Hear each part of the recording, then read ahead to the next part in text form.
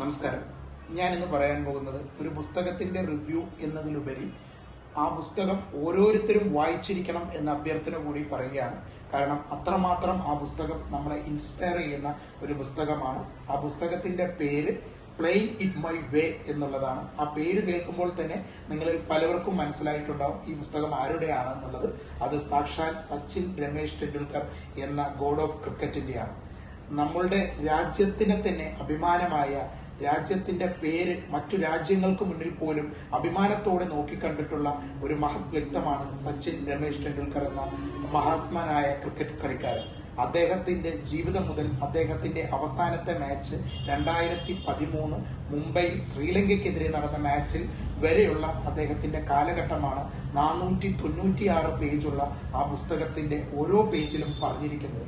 കാരണം നമ്മളുടെ ഓരോരുത്തരും, പ്രത്യേകിച്ച് കുട്ടികൾ ഉറപ്പായും വായിച്ചിരിക്കേണ്ട ഒരു പുസ്തകമാണ് പ്ലേയിങ് ഇറ്റ് മൈ വേ എന്ന സച്ചിൻ രമേശ് ടെണ്ടുൽക്കർ 2015 പുറത്തിറങ്ങിയ പുസ്തകം. പല ലാംഗ്വേജിലും അവൈലബിൾ ആണ്. മലയാളത്തിലും ആ പുസ്തകം അവൈലബിൾ ആണ്. കാരണം ആ പുസ്തകത്തിൽ സച്ചിൻ എന്നുള്ളത് ഒരു ക്രിക്കറ്റ് എന്നുള്ളതിനുപരി അദ്ദേഹത്തെ ഗോഡ് ഓഫ് ക്രിക്കറ്റ് എന്ന് വിളിക്കാൻ കാരണമായിട്ടുള്ള പല സന്ദർഭങ്ങളും ആ ബുക്കിൽ പരാമർശിച്ചിട്ടുണ്ട്.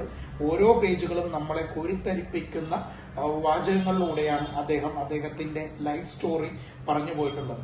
പിന്നെ നമ്മളുടെ ജീവിതത്തിൽ ഒരാളുടെ ആത്മകഥ വായിക്കുമ്പോൾ ആ വ്യക്തി എത്രമാത്രം ആ രാജ്യത്തിന് ഇൻസ്പയർ ചെയ്തിട്ടുണ്ട് എന്നുള്ളത് വലിയൊരു പ്രധാനപ്പെട്ട ഒരു കാര്യമാണ്. സച്ചിൻ എന്ന് പറയുമ്പോൾ രാജ്യത്തെ 100 കോടി ജനങ്ങൾക്കും ഒറ്റ ബഹുമാനത്തോടുകൂടി കാണുന്ന ഒരു വ്യക്തി എന്നുള്ളത് തന്നെയാണ് അദ്ദേഹത്തിന്റെ ബുക്ക് നമുക്ക് ഓരോരുത്തർക്കും വായിക്കാനുള്ള ഇൻസ്പിറേഷൻ.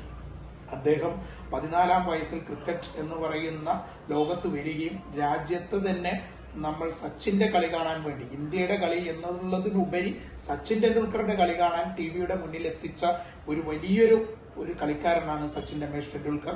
അദ്ദേഹത്തിന്റെ കുട്ടിക്കാലത്തെ കുറിച്ചിട്ടുള്ള ഓർമ്മകൾ, അദ്ദേഹത്തിന്റെ കുട്ടിക്കാലത്ത് കടന്നുപോയിട്ടുള്ള ക്രിക്കറ്റിലേക്ക് എത്താൻ, കാരണം 10-ാം വയസ്സ് വരെ അദ്ദേഹത്തിന് ക്രിക്കറ്റ് എന്നുള്ളത് വലിയൊരു ഇൻട്രസ്റ്റ് ഉള്ള ഒരു കാര്യമായിരുന്നില്ല. 10 വയസ്സിന് ശേഷമാണ് അദ്ദേഹത്തിന് ക്രിക്കറ്റ് എന്നുള്ള ഒരു കളിയോടുള്ള ഒരു ഇൻട്രസ്റ്റ് വന്നതിനെ കുറിച്ച് അദ്ദേഹം ആ പുസ്തകത്തിൽ പരാമർശിച്ചിട്ടുണ്ട്. അദ്ദേഹത്തിന് ആദ്യമായി ഒരു ക്രിക്കറ്റ് ബാറ്റ് വാങ്ങിച്ചു കൊടുക്കുന്നത് അദ്ദേഹത്തിന്റെ സഹോദരിയാണ് എന്നുള്ള കാര്യം അതിൽ പറയുന്നു. അങ്ങനെ ഓരോ കാര്യങ്ങളും ആ പുസ്തകത്തിൽ പരാമർശിച്ചിട്ടുണ്ട്.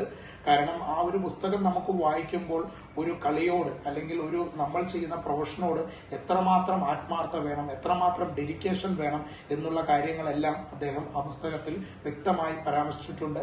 അദ്ദേഹത്തിന്റെ കുട്ടിക്കാലത്ത് അദ്ദേഹത്തിന്റെ പ്രാക്ടീസ്, 14-ാം വയസ്സിൽ അദ്ദേഹം ക്രിക്കറ്റ് കളിക്ക് എത്തുന്നത്, അദ്ദേഹത്തിന്റെ ആദ്യ മാച്ച് പാകിസ്ഥാനെതിരെ കളിക്കുന്നത്, അത്തരം കാര്യങ്ങളെല്ലാം തന്നെ ആ പുസ്തകത്തിൽ പറഞ്ഞിട്ടുണ്ട്.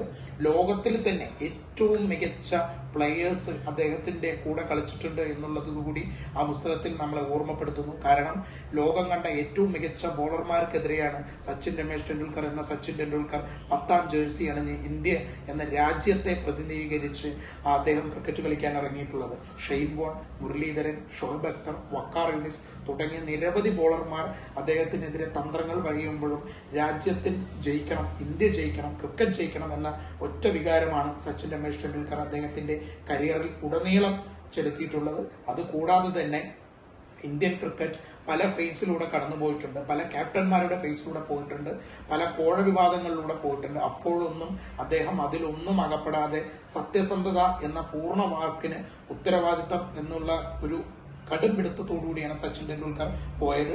മാന്യനായ ഒരു ക്രിക്കറ്റ് കളിക്കാരൻ, ഒരു വിവാദങ്ങളിലും പെടാത്ത ക്രിക്കറ്റ് കളിക്കാരൻ, രാജ്യത്തിന് തന്നെ അഭിമാനമായിട്ടുള്ള ക്രിക്കറ്റ് കളിക്കാരൻ എന്നുള്ള സവിശേഷതകളും അദ്ദേഹത്തിനുണ്ട്. അതുപോലെ തന്നെ അദ്ദേഹത്തിന്റെ കുടുംബജീവിതത്തെക്കുറിച്ച് അദ്ദേഹം അതിൽ വളരെ വ്യക്തമായിട്ട് എഴുതിയിട്ടുണ്ട്. സച്ചിന്റെ ഭാര്യയായിട്ടുള്ള അഞ്ജലിയെ കണ്ടുമുട്ടിയതിനെ കുറിച്ചിട്ടും ആ പ്രണയത്തെക്കുറിച്ചിട്ടും അദ്ദേഹം ആ പുസ്തകത്തിൽ പരാമർശിച്ചിട്ടുണ്ട്. അദ്ദേഹത്തിന്റെ 2 മക്കളായിട്ടുള്ള അഞ്ജലിയും അതുപോലെ അർജുൻ ടെണ്ടുൽക്കർ എന്ന് പറയുന്ന 2 മക്കളെ കുറിച്ചിട്ടും അദ്ദേഹം പറയുന്നു. അതുകൂടാതെ അദ്ദേഹത്തിന്റെ കൂടെ കളിച്ചിട്ടുള്ള വീരേന്ദ്ര സെഹ്വാഗ്, അതുപോലെ ഗാംഗുലി, അവരെ പറ്റിയിട്ടെല്ലാം സച്ചിൻ ടെണ്ടുൽക്കർ, അദ്ദേഹത്തിന്റെ ബാല്യകാല സുഹൃത്തായിട്ടുള്ള വിനോദ് കാംബ്ലെയെ കുറിച്ചിട്ടും അദ്ദേഹം ആ പുസ്തകത്തിൽ പരാമർശിച്ചിരിക്കുന്നു. അതുപോലെ ഇന്ത്യൻ ക്രിക്കറ്റ് വളരെയധികം സുപ്രധാനമായിട്ടുള്ള പല മാച്ചുകളും കളിച്ചിട്ടുള്ള അദ്ദേഹത്തിന്റെ ഓർമ്മകൾ ആ പുസ്തകത്തിൽ നമ്മളെ പറഞ്ഞു കേൾപ്പിച്ചിട്ടുണ്ട്. അത്തരം കാര്യങ്ങളെല്ലാം ആ പുസ്തകത്തിൽ വ്യക്തമായി പറഞ്ഞിരിക്കുന്നു. അതുകൂടാതെ ഒരു വ്യക്തിയുടെ നേട്ടങ്ങൾ സ്വപ്നങ്ങൾക്കുപരി അദ്ദേഹത്തിന്റെ പരാജയങ്ങൾ, അദ്ദേഹം ഒരു ഇന്ത്യൻ ക്രിക്കറ്റ് ടീമിന്റെ ക്യാപ്റ്റൻ ആയപ്പോൾ അദ്ദേഹത്തിന് ഒരു പരാജയമായിരുന്നു എന്നുള്ളത് സമ്മതിച്ചുകൊണ്ട് തന്നെ അദ്ദേഹം ആ ബുക്കിൽ വ്യക്തമാക്കിയിട്ടുള്ളൂ എന്നുള്ളത് പ്രധാനപ്പെട്ട ഒരു കാര്യം തന്നെയാണ്. അദ്ദേഹത്തിന്റെ ഏറ്റവും പ്രധാനപ്പെട്ട ഒരു വരി കൂടി ആ പുസ്തകത്തിൽ പറയുന്നു: സ്വപ്നങ്ങളെ പിന്തുടരൂ, പക്ഷെ കുറുക്കുവഴികൾ കണ്ടെത്തുന്നില്ല എന്നുള്ളത് ഉറപ്പാക്കുക എന്നുള്ള പ്രസക്തമായ ഒരു വരി കൂടി അദ്ദേഹം ആ പുസ്തകത്തിൽ പരാമർശിച്ചിട്ടുണ്ട് എന്നുള്ളത് സുപ്രധാനമായ ഒരു കാര്യമാണ്. കാരണം നമ്മൾ ഓരോ കുട്ടിയോടും പറഞ്ഞു കൊടുക്കേണ്ട ഒരു കാര്യം അതാണ്. കാരണം ഓരോ കുട്ടിയും ഒരു കുട്ടിക്ക് ഒരു സ്വപ്നം ഉണ്ടാവണം, ആ സ്വപ്നത്തിനെതിരെ പിന്തുടരണം. പക്ഷെ ഒരിക്കലും നമ്മളൊരു കുറുക്കുവഴികളിലൂടെ നമ്മുടെ എയിമിലേക്ക് എത്തരുത് എന്നുള്ള കാര്യം കൂടി ആ പുസ്തകത്തിൽ പറഞ്ഞിട്ടുണ്ട്. അപ്പോൾ നമ്മുടെ സ്കൂളിലെ ഓരോ കുട്ടികളും ആ പുസ്തകങ്ങൾ വായിക്കണം. ആ പുസ്തകങ്ങൾ വായിച്ച് അതിലെ ഓരോ കാര്യങ്ങളും നമ്മൾ മനസ്സിലാക്കി നമ്മുടെ സ്വപ്നങ്ങൾക്ക് പിന്തുടർന്ന് പോവുക. ഒരു സക്സസ് ആയിട്ടുള്ള നമ്മൾ ഏതൊരു മേഖലയിലായിക്കോട്ടെ, ബിസിനസ് ആയിക്കോട്ടെ, ജോലി ഏത് മേഖലകളായിക്കോട്ടെ, നമ്മളൊരു കൃത്യമായ ഒരു എയിമിൽ നമ്മൾ സക്സസ് ആവണം എന്നുള്ളത് കൂടി ഓർമ്മപ്പെടുത്തിക്കൊണ്ട് ഈ ബുക്കിനെ പറ്റി ഞാൻ ഇവിടെ അവസാനിപ്പിക്കുക.